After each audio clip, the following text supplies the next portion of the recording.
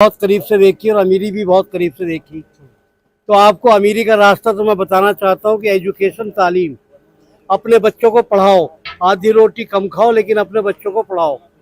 और एक दूसरी बात, हॉस्पिटल बनाओ। जो भी लोग मेरी आवाज़ सुन रहे हो, अगर आप चाहते हैं कौम की तरक्की करना तो अस्पताल बनाओ। जैसे मैंने 89 में अलीगढ़ में ताज हॉस्पिटल बनाया, आज मेरे घर में 8 आदमी MBBS MS डॉक्टर बन गए। तो मैं आप सबसे एक दरख्वास्त करना चाहता हूँ कि हमें जब तक हेल्थ और एजुकेशन दो चीज़ें नहीं मिलेंगी, कौम तरक्की नहीं कर सकती। मैं 2008 में फूड प्रोसेसिंग में जोनल चेयरमैन बना सुबोधकांत सहाय जी के साथ। वो कैबिनेट मिनिस्टर थे, मैं जोनल चेयरमैन था। 5 स्टेट का चेयरमैन बनाया उन्होंने मुझे, यूपी, बिहार, झारखंड, उड़ीसा, अंडमान निकोबार का। मैंने वो काम किया 2 साल उनके साथ अल्हम्दुलिल्लाह।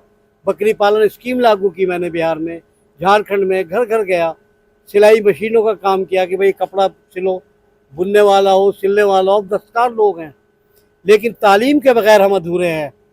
फिर मैंने क्या किया कि मैं कपड़ा सप्लाई का काम करने लगा डॉक्टरी के साथ साथ। मैं आयुर्वेद आचार्य हूँ 1976 के बैच का।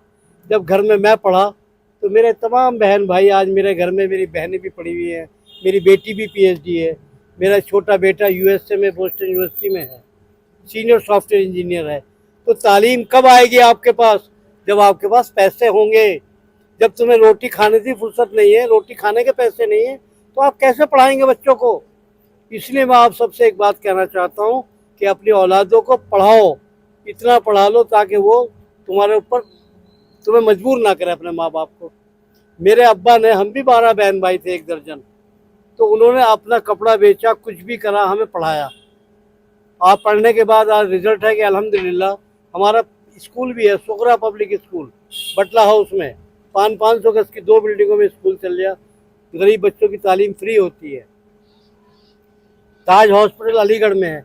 उसके अलावा जब मैं कमीशन में रहा, फिर मैं SC कमीशन में, डॉक्टर PL पुनिया ने मुझे नेशनल कोऑर्डिनेटर बनाया।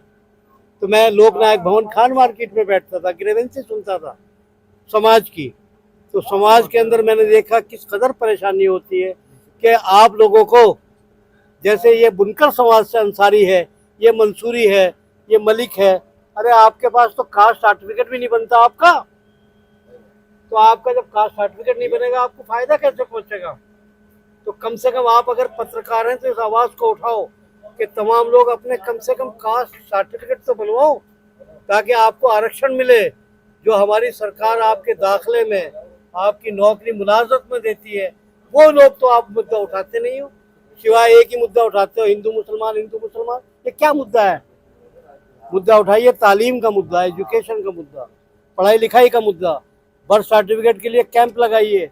और एक बात और आपसे कहना चाहता हूँ कि यतीम बच्चों पे काम करो, वो गरीब बच्चों की शादी निकाह को आसान करो, जिना को मुश्किल कर दो।